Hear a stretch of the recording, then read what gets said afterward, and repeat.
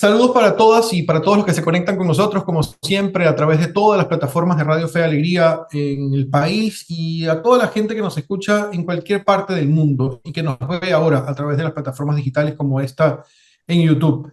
En Fe y Alegría hemos querido hacerle zoom en las últimas semanas, en los últimos meses, a distintos temas que son importantes para el análisis, que tienen que ver con nosotros y que buscamos, tratamos de tener herramientas para poder tomar decisiones luego que vayan en beneficio de la mejor calidad de vida de las nuestras. Muchos de los temas que hemos abordado son temas de Venezuela, están en la lista de reproducción en este canal de YouTube y en las últimas semanas hemos hablado de Argentina, hemos hablado de Ecuador y hoy queremos poner el foco, queremos hacerle el zoom a una realidad que también nos preocupa y que preocupa a todo el mundo. Tiene que ver con la guerra y tiene que ver con un punto y aparte que ocurrió a finales del año pasado, el 7 de octubre, cuando se reavivó, pudiéramos decir desde la absoluta ignorancia, un conflicto histórico entre Israel y el grupo Hamas, o entre Israel y Palestina.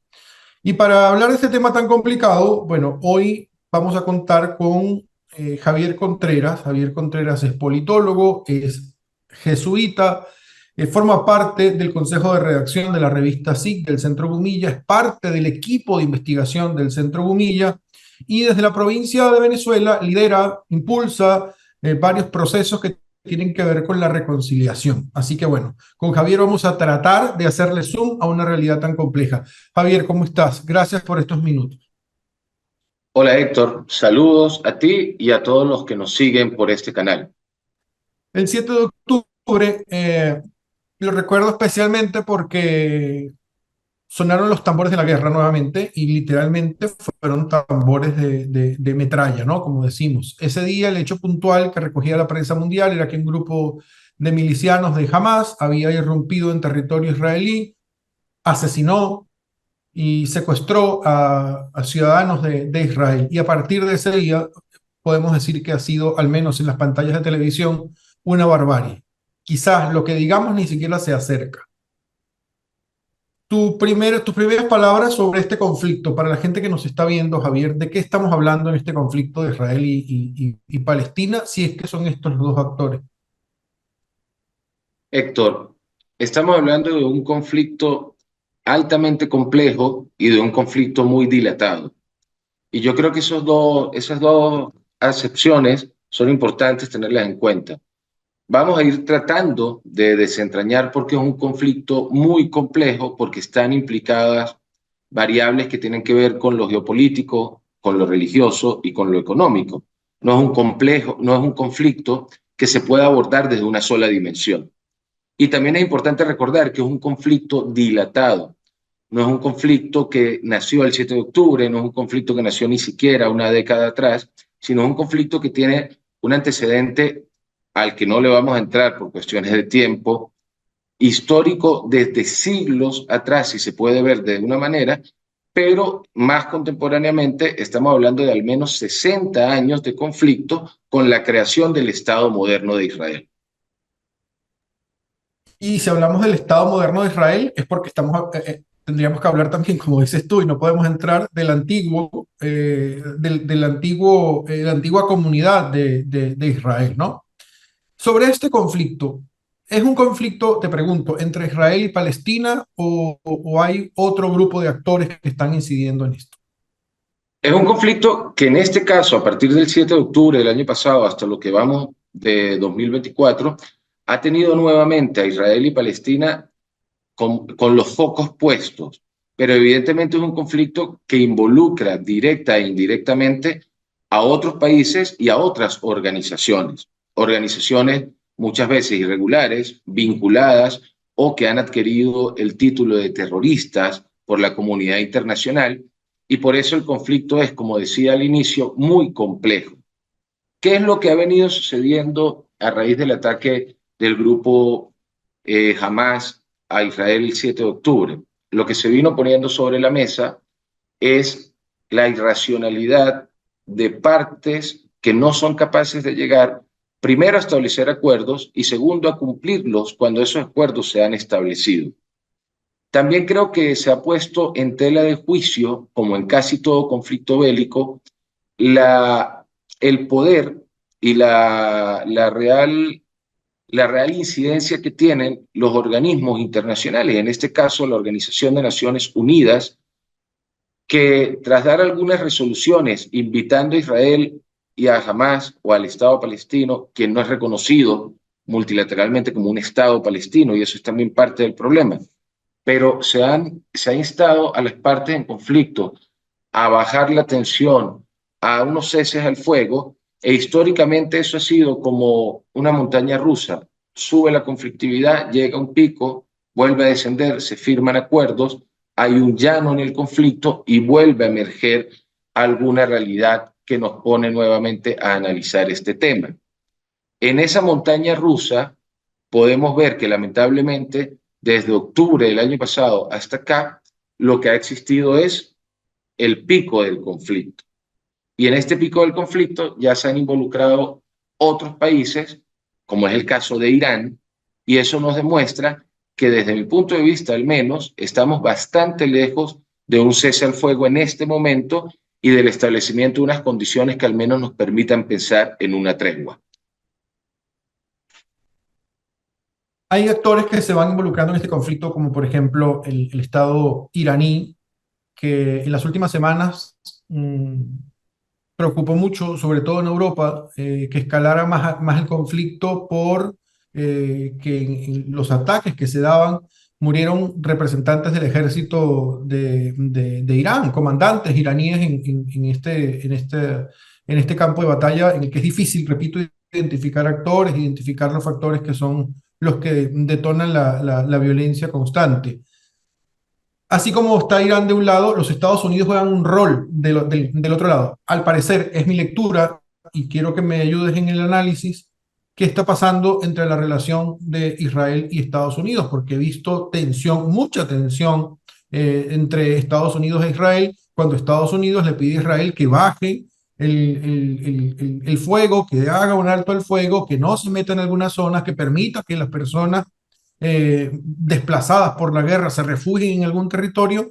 Y esta relación entiendo que también es determinante, ¿no? Estados Unidos e Israel. Sin duda, la relación de Estados Unidos e Israel siempre ha sido un factor conflictivo en la región del Medio Oriente.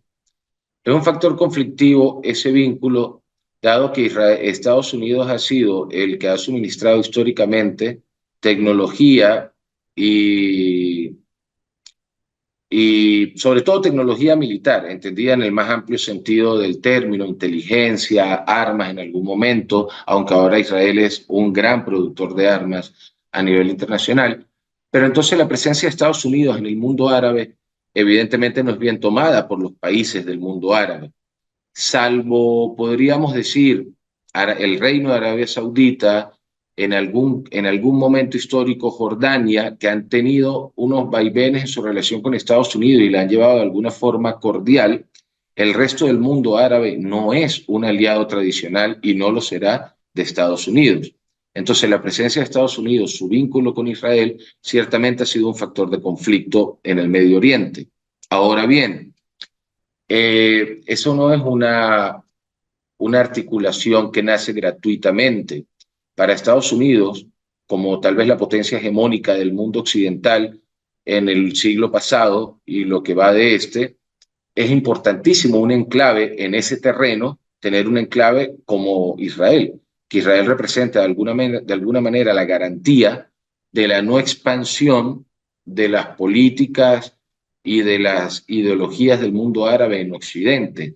Por eso es que ese vínculo Israel-Estados Unidos es real, como todos lo sabemos, y no está exento de tensiones. Y con esto finalizo tu pregunta, la respuesta a tu pregunta. En este momento se han visto tensiones, dado que la administración de Biden ha llamado directamente a Benjamín Netanyahu y a todo su equipo de gobierno a frenar la escalada de la violencia, sobre todo con lo que pasó con el cordón humanitario, donde la gente se ha visto impedida, los palestinos, de tener acceso oportuno a la ayuda de alimentos, medicinas y agua. Se han visto escenas realmente tristes donde las fuerzas de Israel han violentado cualquier derecho internacional humanitario y por tanto Estados Unidos parece haber encontrado una razón para llamar la atención a su tradicional aliado.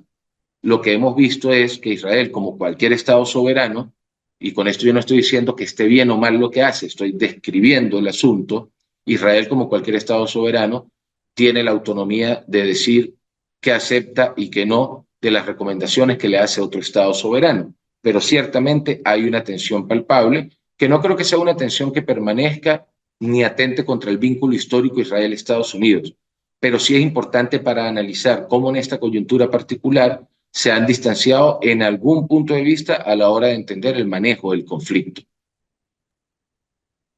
Según los partes de guerra, según el último parte de guerra, para que usted tenga, yo sé que la tiene, pero siempre es bueno igual recordar, tener una idea de lo que ha significado el 7 de octubre para este conflicto histórico entre Israel y Palestina y todos los actores. El último parte de guerra indica que han muerto 34.568 personas solo en la Franja de Gaza desde el 7 de octubre hasta el día eh, de hoy, que estamos grabando esta entrevista, 1 de mayo del año 2024. Son cifras dantescas y esto hace replantear como muchas preguntas. Uno, el rol de Naciones Unidas, que tú lo asumabas hace un ratito, el rol de las agencias internacionales para garantizar los mínimos de dignidad humana en estos territorios. Y por otro lado, Javier, este conflicto que pareciera estar muy lejos de Venezuela, pero geopolíticamente sabemos que en un mundo como el de hoy, todo está conectado, todo está interconectado, todo el mundo es interdependiente de todo el mundo. ¿Es así? ¿Venezuela está de alguna manera propensa a sufrir algún efecto de este conflicto? Históricamente, Héctor, cuando se dan escaladas y aumenta la violencia producto del conflicto en el Medio Oriente, bien sea entre Israel, Palestina o Israel y Hezbollah o cualquier guerra del mundo árabe, Venezuela se ve afectada en torno a los precios del petróleo, del mercado petrolero. Y no solo Venezuela, sino cualquier otro país productor de petróleo en el mundo, evidentemente recibe un impacto de estos conflictos por la materia prima llamada petróleo.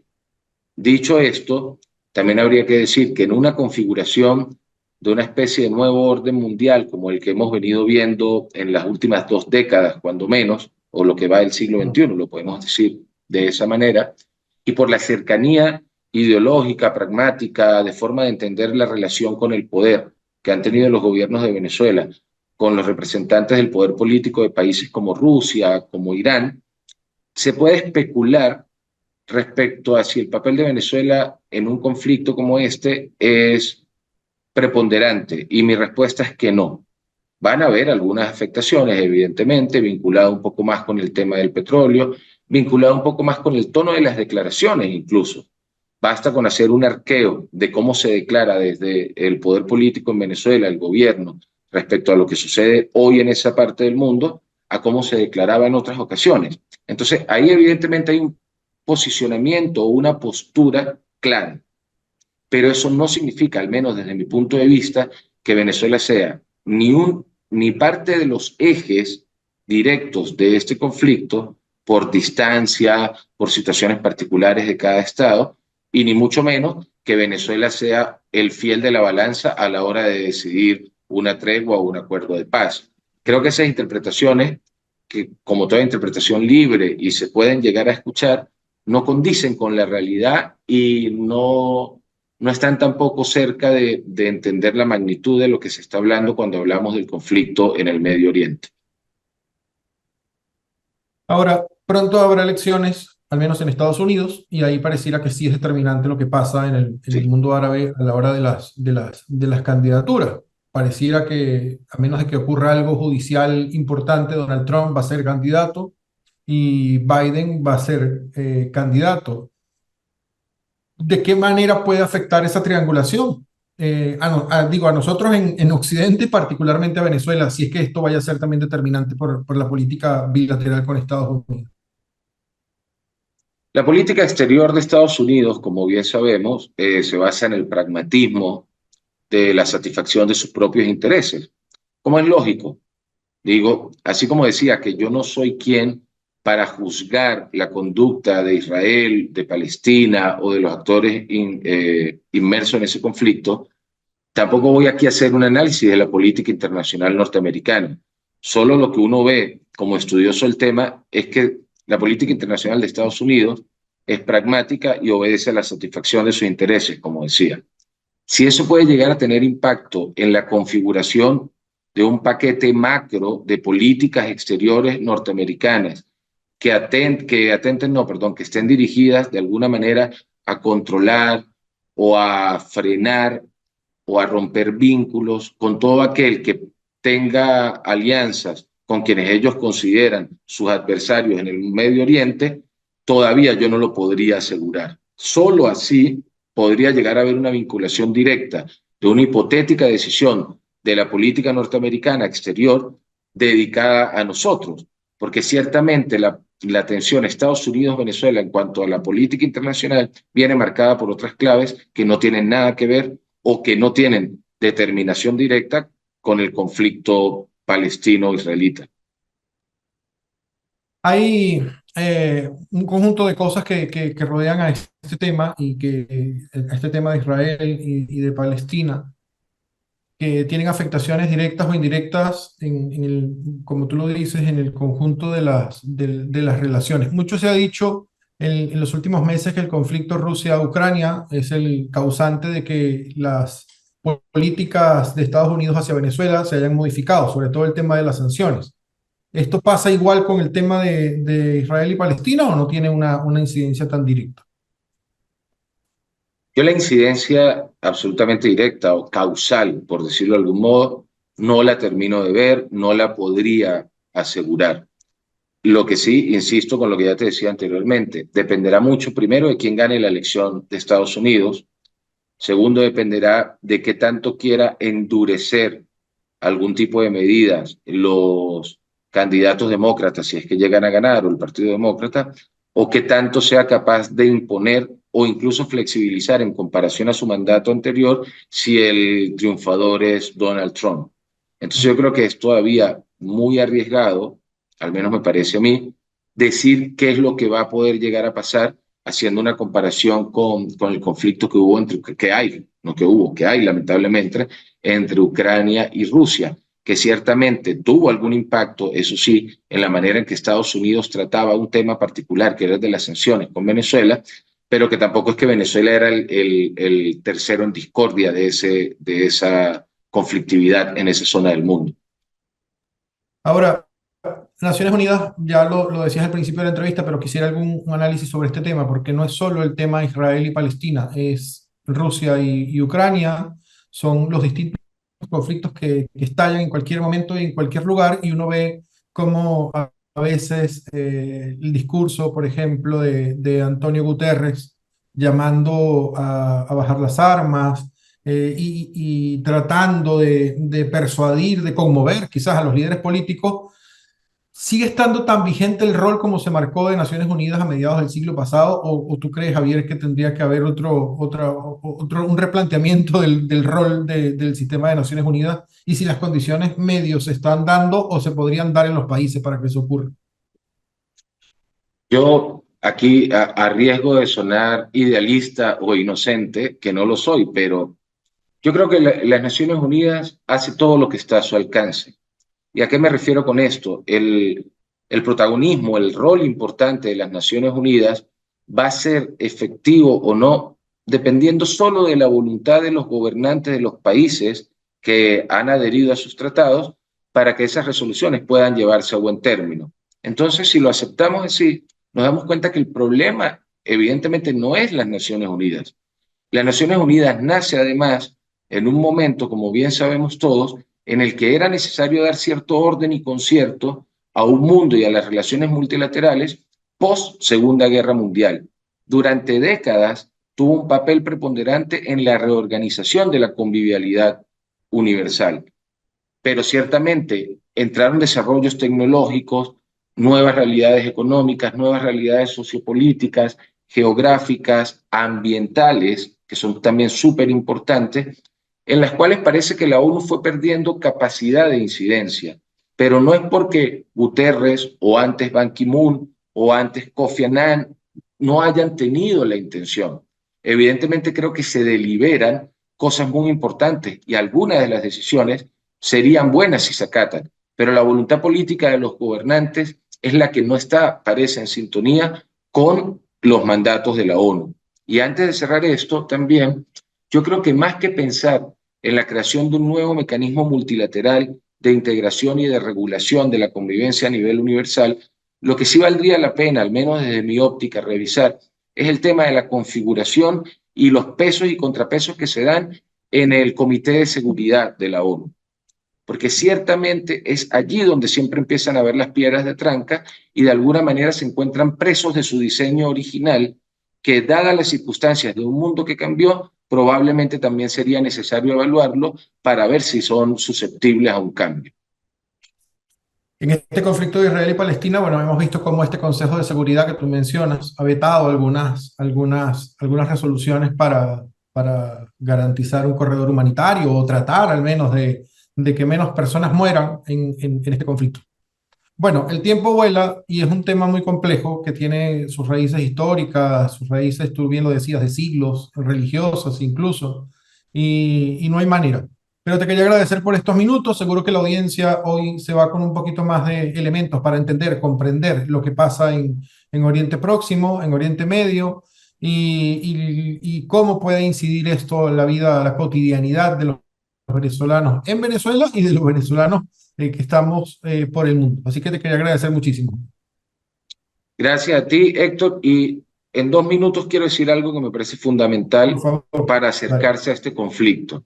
Lo primero, no es, no es lo más correcto hacer una aproximación a este tipo de conflictos parándonos en la óptica de buscar quién es el bueno y quién es el malo, porque eso no hace más que sesgar la información que recibimos, que ya de por sí, de alguna manera, no es total y sabemos que no es total.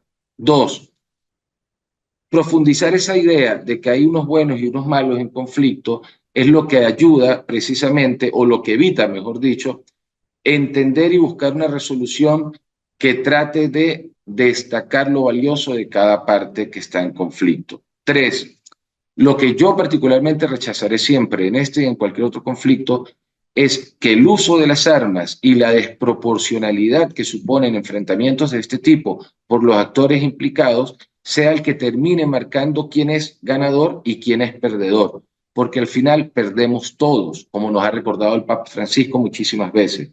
Entonces, el conflicto del Medio Oriente no es un conflicto que la podamos resolver o del cual podamos desprendernos solo diciendo o etiquetando. Creo que se necesita una reflexión mayor. Los grupos que actúan como terroristas, vengan de donde vengan, tienen que recibir la sanción internacional, al menos moral, cuestionamiento y en medida de lo posible mecanismos de justicia que propendan a parar su accionar. Eso quiero decirlo, dejarlo bien claro. Y finalizo diciendo también que ojalá no estemos en el preludio de un conflicto mayor con estos mismos actores, pero que ya no sea en la frontera sur de Israel con Gaza, sino que sea en el norte de Israel con el Líbano, porque allí es donde está el gran enemigo histórico reciente de Israel, que es el grupo Hezbollah. Y Hezbollah sí es un ejército altamente calificado que ya ha tenido conflicto tanto en el Líbano, en la guerra civil, con la cual luego ellos de varios años se hacen con el poder y son enemigos declarados de Israel. Ojalá que esto que estamos viendo no sea el preludio de un conflicto aún mayor, donde países como Rusia, Irán, Estados Unidos, China en menor medida y por supuesto Israel y el Líbano, si llegara a pasar, van a involucrarse en una confrontación de la cual sí no sabemos cómo saldría parado el equilibrio en esa región. Es un tema complicado. Ojalá empiecen a salir las luces de los límites y los actores, que no sé si por obra de Dios, que seguramente sí, también empezarán a levantarse las manos de algunos para tratar de evitar este desastre.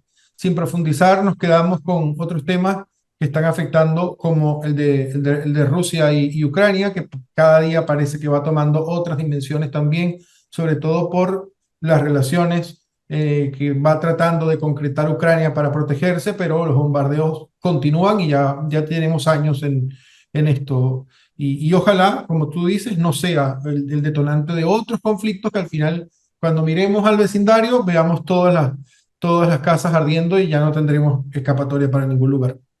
A usted que nos ve, a usted que ha llegado hasta este punto del video, a usted que nos escucha en la radio, que está leyendo esta entrevista, porque bueno, ya les hemos contado que varios medios publican estas entrevistas que publicamos los domingos en el canal de YouTube de Radio Fe y Alegría. Si usted llegó hasta aquí, por favor, déle me gusta, compártala, envíesela por WhatsApp a su familia, a sus amigos, y así vamos bajando el volumen a la desinformación y vamos entregando más elementos para que usted pueda tener elementos para el análisis. Será hasta la próxima. Que tengan un muy buen día. Hasta luego.